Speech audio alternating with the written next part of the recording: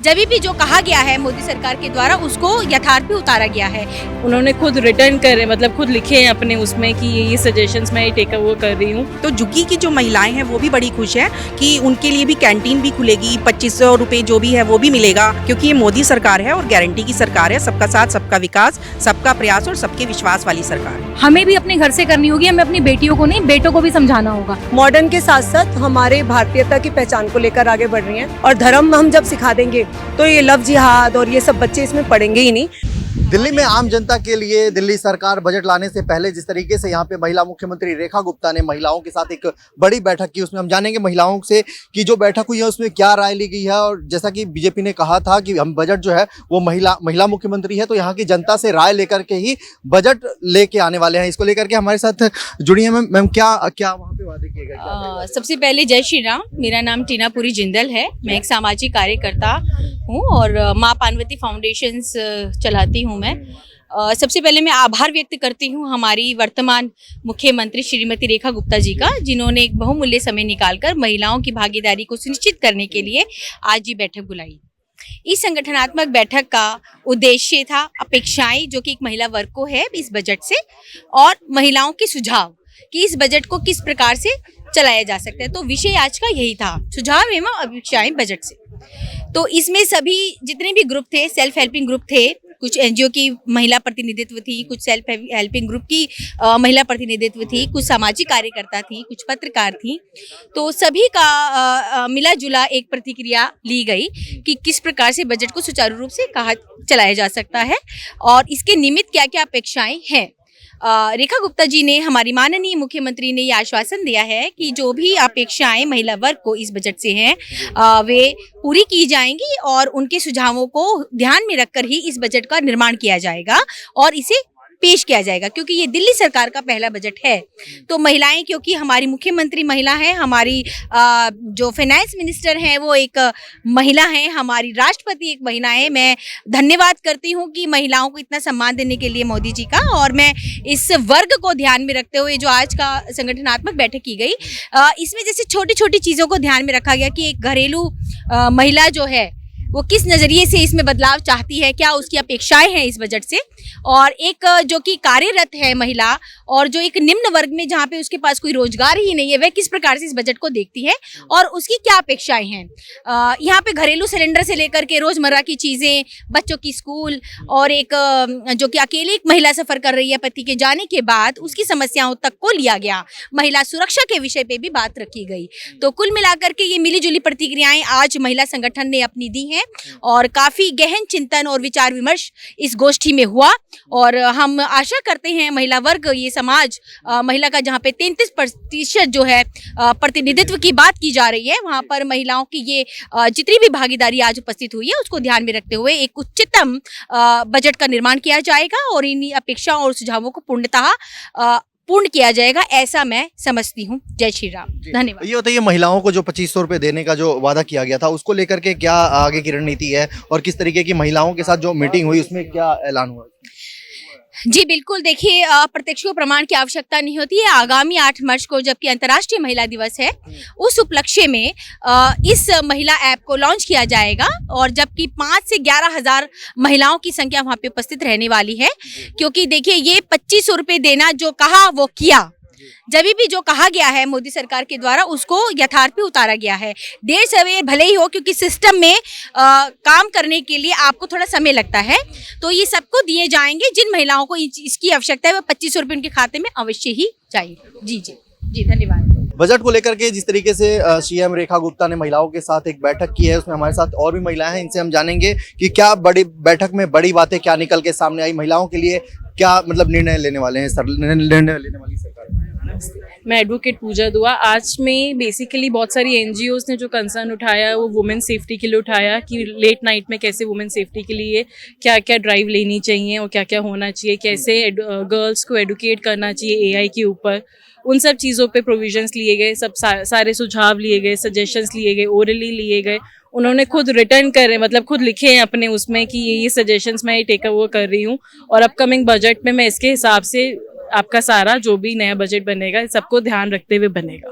Ma'am, महिलाओं की सुरक्षा को लेकर के लगातार दिल्ली एक सेंट्रल दिल्ली में काफी आए दिन महिलाओं के साथ घटनाएं होती हैं, तो इसको लेकर के महिलाओं ने कुछ सजेशन दिया या मुख्यमंत्री ने कुछ कड़े कदम उठाने की बात की? बिल्कुल बिल्कुल, बहुत सारी एनजीओज ने जो वुमेन एम्पावरमेंट पे काम कर रही है, उन्होंने बहुत सारे सजेशंस दिए हैं और मुख्यमंत्री जी ने बिल्कुल उस चीज़ को नोट डाउन किया है। उन्होंने बोला है कि इन सबको ड्राइव को मैं इन सब चीज़ों को देखूंगी, कैसे स्कीम्स लेके आनी है और प्रोटेक्शन कैसे मिलेगी वुमेन को। बिल्कुल सेफ्टी का सबसे पहला कंसर्न दिया गया है। हमारे साथ और भी महिलाएं हैं जो इस मीटिंग में भाग ली थी मुख्यमंत्री रेखा गुप्ता के साथ, उनसे हम जानेंगे कि क्या इसमें जो बड़े निर्णय निकल कर सामने आए, इन्होंने क्या ओपिनियन दिया।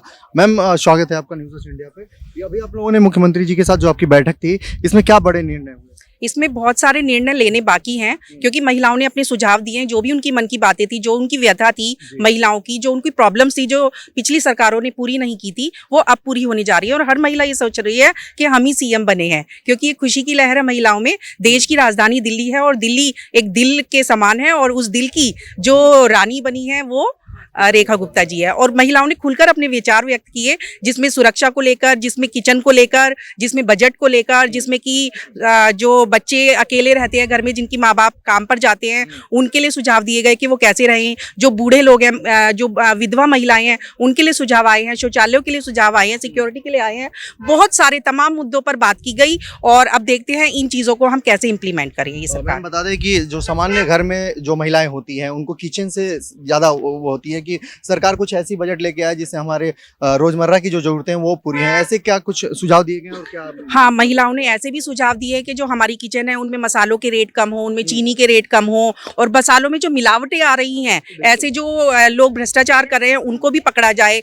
तो बहुत सारी महिलाएं अभी और भी ज़्यादा जागृत हुई हैं, बहुत ज़्यादा इनिशिएटिव लेंगी। अब महिलाएं आगे से आगे बढ़कर हिस्सा लेंगी और ये हमारे लिए बहुत गर्व की बात है। ये बताइए, जिस तरीके से दिल्ली राजधानी में आए दिन खबरें आती हैं कि लड़कियों के साथ छेड़छाड़ हो रहा है, चाहे उनके साथ गलत हो रहा है, अब दुर्व्यवहार हो रहा है, तो इसको लेकर के क्या आगे देखिए, हमारी मुख्यमंत्री जी बहुत स्ट्रांग हैं, और अगर किसी महिला के साथ कुछ ऐसा होगा जो पिछली सरकारों ने ध्यान भी नहीं दिया, जब हमारी निर्भया के साथ कुछ हुआ पिछली बार, तो आरोपी को सिलाई मशीन दी गई। लेकिन ये सरकार ऐसी नहीं है, ये बड़ी स्ट्रांग लीडर है और आने वाले टाइम में वो ऐसे नियम कायदे कानून बनाएंगी जिससे कि जो आरोपी है, जो लड़कियों को छेड़ते हैं या रेप कांड होते हैं, वो कम हो, वो होना। महिलाएं तो झुग्गियों में भी रहती हैं, तो झुग्गी वाले महिलाओं के लिए क्या ऐलान है? इस बार जो जिताया है ना बीजेपी को, वो झुग्गी वालों ने जिताया, क्योंकि झुग्गी वालों से वायदे किए जाते थे लेकिन काम नहीं किए जाते थे। तो झुग्गी की जो महिलाएं हैं वो भी बड़ी खुश है कि उनके लिए भी कैंटीन भी खुलेगी, 2500 रुपये जो भी है वो भी मिलेगा। जो आर्थिक रूप से कमजोर हैं उनको ये सब दिया जाएगा। तो बहुत अच्छी योजनाएं हैं, क्योंकि ये मोदी सरकार है और गारंटी की सरकार है। सबका साथ, सबका विकास, सबका प्रयास और सबके विश्वास वाली सरकार है। ठीक है मैम, आप भी इस मीटिंग में थे। ये बताइए, जो पहले एक कमी देखी जा रही थी दिल्ली में डबल इंजन की सरकार की, अब क्या लग रहा है? डबल इंजन की सरकार से क्या उम्मीदें हैं? डबल इंजन की सरकार से ये उम्मीद है कि वो अब जो पहले अर्थव्यवस्था और जो व्यवस्था खराब हुई थी, वो अब सब चीजें व्यवस्थित हो जाएंगी। और हमारी जो रेखा गुप्ता जी सीएम बनी है, तो वो महिलाओं के लिए तो इतनी ज्यादा जागरूक है कि वो महिलाओं को उनके स्वाभिमान के लिए, आत्म सुरक्षा के लिए। और आज जो यहाँ पर बैठक हुई थी, संवाद हुआ था, उसमें महिलाओं ने अपने अपने विषय रखे। और रेखा गुप्ता जी की सबसे बड़ी खासियत ये रही कि उन्होंने सबकी बातें बहुत ही ढंग से सुनी और नोट भी की। तो ये हमारे लिए बहुत ही सौभाग्यशाली विषय रहा कि आज पहली बार सबने अपने मन की बात सीएम से की। मैम, ये बताइए, दिल्ली की मुख्यमंत्री रेखा गुप्ता ने तमाम महिलाओं के साथ बजट को लेकर के सुझाव लिए, राय लिए, तो इसमें क्या सबसे बड़ा मुद्दा क्या रहा?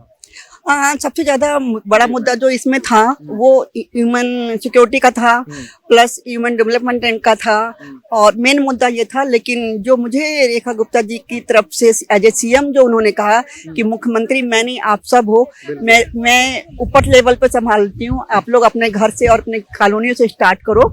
और उन्होंने ये जो कहा कि जो गाय को, मतलब ये सबके पास सर्कुलेट होना चाहिए, इसीलिए मैं इस बात को बोल रही हूँ कि उन्होंने कहा गाय को जो हम लोग रोड पे देते हैं, इस वजह से गाय आती हैं रोड पे, तो वो उनका एक तरह से हम सम्मान भी नहीं करे, गौ माता को हम नीचे खाना दे रहे हैं। तो उसके लिए हर कॉलोनियों सोसाइटियों में एक कैन जैसा कुछ ड्रम जैसा रखा जाए और उसमें गौ ग्रास करके सब लोग उसमें डाले, तो इससे स्वच्छता अभियान जो मोदी जी का भी अभी अभियान है, तो उस पर भी उन्होंने बल दिया और उन्होंने बहुत सारी बातें, जैसे कुछ लोगों ने ये कहा कि जेंट्स को जो अब्यूज करते हैं डोमेस्टिक, तो कहते हैं, तो उन्होंने उस पर भी बोला कि ये सब चीज़ें आप घर से शुरू करिए, बाहर लेवल पे स्टेट लेवल पे मैं देखूंगी, लेकिन स्टार्टिंग जो घर लेवल से होता है वो आप हाँ घर से शुरू करिए, अपने अड़ोस पड़ोस से शुरू करिए, तो हम साथ मिलकर करेंगे। आप घर और कॉलोनी से संभालिए, मैं बाकी देखूंगी, और आपको जब भी जरूरत पड़ेगी रेखा गुप्ता जी आपके पास है। मैम रेखा, मुख्यमंत्री को आपने क्या सुझाव दिया?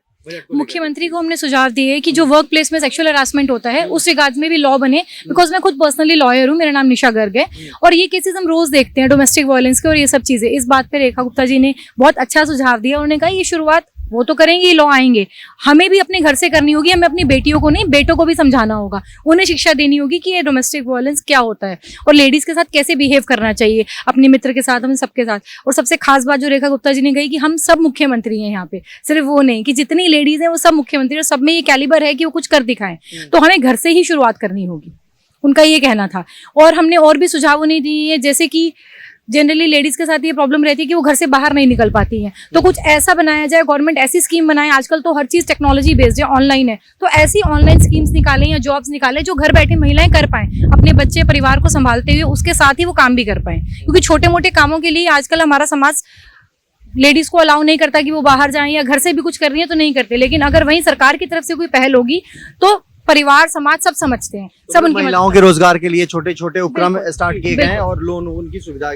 हाँ हाँ, हर तरह से व्यवसाय में स्कीम बनाई जाए, गौशाला को लेकर, गाय को लेकर की ऐसी जो रोड पर घूम रही हैं गाय, उसके लिए हम लोग भी जिम्मेदार हैं और सरकार भी उसको लेकर। आप एक महिला हैं, वकील भी हैं। आजकल देश में एक बहुत बड़ा मामला जो है बढ़ते जा रहा है, जहाँ पे बताया जा रहा है कि जो पुरुष हैं वो मतलब शादीशुदा जीवन में जो उनके घर की महिलाएं हैं उनके द्वारा हरास करने के बाद वो गलत कदम उठा रहे हैं और सुसाइड कर रहे हैं। तो बिल्कुल इस रिगार्ड्स में भी कोई कानून बनना चाहिए, क्योंकि पुरुषों के लिए इतने सख्त कानून नहीं है। जनरली हमारे भारत के अंदर ये है कि औरतें ज्यादा सहती हैं, जो कानून बने हुए हैं इसलिए उनके फेवर में ज्यादा बने हुए हैं कि ताकि उनको मदद की जाए, लेकिन आजकल ये बराबर हो रहा है, जेंट्स भी ये सब चीजें सह रहे हैं, तो उस रिगार्ड्स में भी लॉ आ रहे हैं और चीजें बनाई जा रही हैं अकॉर्डिंगली। ठीक है। दिल्ली बजट को लेकर रेखा गुप्ता ने जिन महिलाओं के साथ एक आज मीटिंग करी है, महिलाओं से सुझाव लिए हैं, इस बीच महिलाएं भी हमारे साथ मौजूद हैं, हम उनसे हम जानेंगे कि इन्होंने क्या सुझाव दिए। तमाम एसएचजी समूह और एनजीओ से महिलाएं जुड़ी हुई हैं। मैम क्या सुझाव दिया आप लोगों ने महिलाओं के विकास के लिए और दिल्ली के बजट के लिए? हमारा सुझाव, क्योंकि हम एक धर्म और ये भारतीयता की पहचान को आगे बढ़ाने के लिए धर्म के लेकर हम इसको काम कर रहे हैं, तो इसके लिए हमने इसमें भी बजट प्रस्ताव करा जो आज तक कभी भी किसी ने सोचा नहीं, क्योंकि धर्म की पहचान कराना, भारतीयता की पहचान कराना भी एक बहुत बड़ा काम बन गया है आजकल, क्योंकि सारी महिलाएं सारी सब पाश्चात्य पद्धति के उस शैली में अपनाती जा रही हैं अपने आप को, तो उनको वापस लाने के लिए हमें बहुत सारे प्रोग्राम करने होते हैं, अलग अलग तरह की संस्थाओं को इनवाइट करने, और उनको अभी हमने एक हाल ही में तालकटोरा स्टेडियम में प्रोग्राम किया था। सारी सिर्फ हम 50 महिलाएं जुड़ी हुई हैं डीएलएफ मोती नगर से। ट्रस्ट का नाम बाबा की लाडो हमारे ट्रस्ट का नाम है, और हमने ये बहुत बड़े स्केल पर करते हैं, और इसमें हमारी मैडम भी आई थी, सीएम मैडम, इनको हमने इनवाइट किया था, इनको बहुत अच्छा लगा और तभी इन्होंने हमें यहाँ पे आमंत्रित किया। ठीक है। आप लोगों ने क्या बड़े सुझाव दिए जिससे महिलाओं का उत्थान हो, विकास हो, महिला सुरक्षा को लेकर के क्या आप लोगों ने बातें रखी यहाँ पे? हमारी सबसे पहले तो हमारी अपनी सुरक्षा चाहिए हमें। आजकल हम गली मोहल्ले में जाते हैं ना, तो हमारे लिए वॉशरूम है ना और कुछ है, तो हमारे लिए एक अलग से कुछ वैसी व्यवस्था की जाए ताकि हम अपने आप को सुरक्षित महसूस करें। वैसे तो मैडम आ गई है तो हम ऑलरेडी सुरक्षित हो गए हैं, क्योंकि वो उनमें हम दिखते हैं, ठीक है ना। तो हम बस यही चाहते हैं कि हमारी बहुत अच्छे से हमारी बेटियों की, हमारे सबके जो बच्चे हैं, जो निकलने में डर लगता है कि भाई 10 बजे 11 बजे हम नहीं निकल सकते हैं, तो उस चीज पे हमने मैम के साथ चर्चा करी। जिस संस्था की शुरुआत करी है उसमें आप लोगों के साथ जो लोग आपके साथ पार्टी हैं, जो लोग समूह में हैं, उनकी उम्र कितनी होगी? सब हमारे पास जितनी भी महिलाएं हैं 25 साल से, जो शादीशुदा महिलाएं हैं 25 साल से लेकर और 50 साल तक की उम्र की महिलाएं हैं, और सारी इसमें अपने आप को, कोई भी ऐसा नहीं सोचती कि मैं मॉडर्न हूँ, मॉडर्न के साथ साथ हमारे भारतीयता की पहचान को लेकर आगे बढ़ रही हैं। एक और हमने सुझाव दिया कि जो हमारी मेड्स होती हैं वो उनके बच्चों की शिक्षा की तरफ उतना ध्यान नहीं दिया जाता, वो आगे बढ़ेंगी तभी हम उनको बस अपने काम के लायक ही समझते हैं, तो उनके लिए भी हमने सुझाव दिया कि मेड्स और जो नीचे तबके के लोग होते हैं उनकी शिक्षा के लिए भी थोड़ा सा हम अगर ध्यान देंगे, हम महिलाएं ध्यान देंगी, क्योंकि मैडम तो हमें बजट पास करा सकती हैं, पर ध्यान हम महिलाओं को ही देना पड़ेगा, तो उसके लिए अगर बजट में थोड़ा सा उसका भी सहयोग रहे तो बहुत अच्छा रहेगा। ये बताइए, दिल्ली राजधानी है, यहाँ पे बहुत ज्यादा केसेस जो हैं वो लव जिहाद के आते हैं, तो इसको लेकर के आप लोगों ने मुख्यमंत्री से कोई बात रखी, कोई ऐसा सुझाव दिया आप लोगों ने? लव जिहाद के लिए भी मैं बोलना चाहूंगी, लव जिहाद हमारा सच में बहुत महत्वपूर्ण विषय है। अगेन मैं फिर हर चीज की देखो, जो भी एक कहते हैं ना, नींव अगर मजबूत होगी तो हमारा धर्म ही हम भूलते जा रहे हैं, हमारी संस्कृति हम माएँ बहनें ना बचपन में सिखाती ही नहीं है बच्चों को कि उनके लिए क्या सही है क्या गलत। तो धर्म को जब भूल गए हैं तो मेन तो धर्म ही है, और धर्म हम जब सिखा देंगे तो ये लव जिहाद और ये सब बच्चे इसमें पढ़ेंगे ही नहीं, क्योंकि हम उनके अंदर एक नींव रख देंगे कि बच्चों आपके लिए क्या सही है क्या गलत। हम माओं को बहुत बड़ा रोल अदा करना है अब, और हर एक को अपने भारतीय होने की पहचान बतानी है।